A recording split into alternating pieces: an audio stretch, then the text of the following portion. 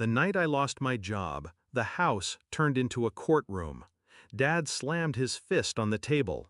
"Pack your bags. Failures don't belong here." My husband didn't defend me. He spit at my feet, grabbed his coat, and walked out with the woman he'd been sleeping with. She smirked at me like she'd already taken my place. I didn't argue. I didn't beg. I just stood there, silent, while their words carved into me like knives.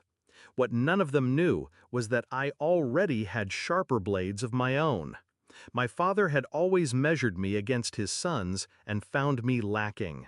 Men build, women follow. That was his sermon. I tried for years to prove him wrong. Long nights, overtime, climbing the corporate ladder inch by inch. My husband cheered me on at first, called me brilliant, said he believed in me. But belief turns sour when someone fears you'll outgrow them. The subtle signs came first. His phone flipped face down at dinner. Whispers in the hallway cut short when I entered. Perfume on his shirts that wasn't mine. And then the undeniable. Photos.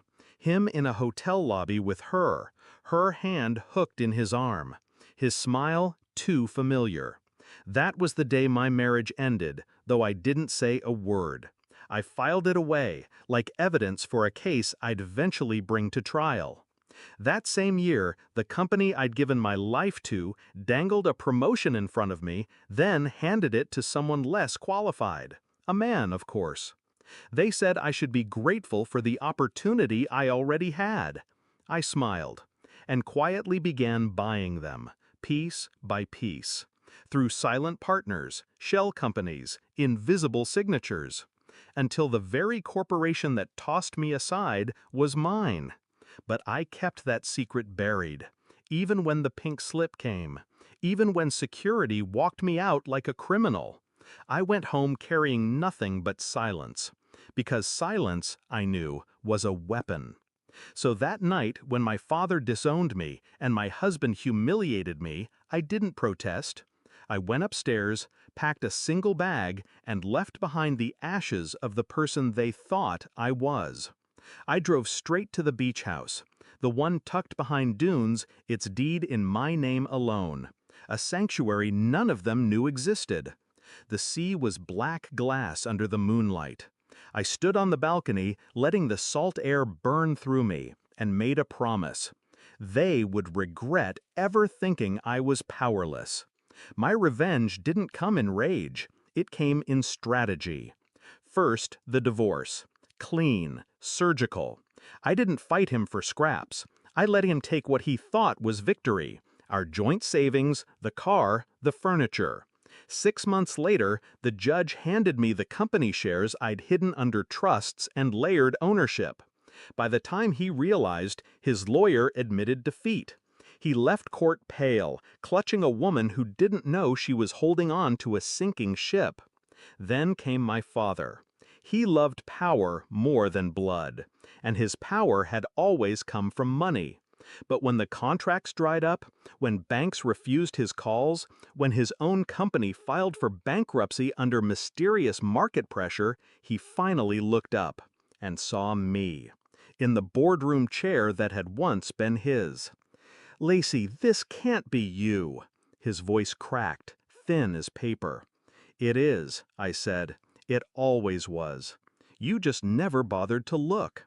Christmas that year was different.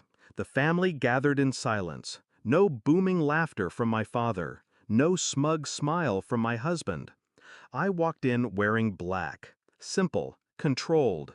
My heels echoed on the hardwood as I set gifts by the tree. They watched me like I was a stranger.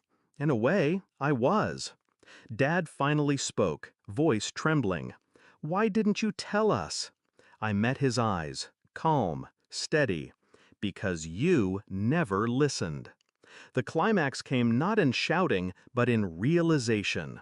They saw the truth piece by piece, that the failure they'd spat on had risen higher than they ever dreamed, that the daughter they cast out now held the keys to everything they'd lost, that the wife they discarded now lived untouchable while they drowned in the wreckage of their choices.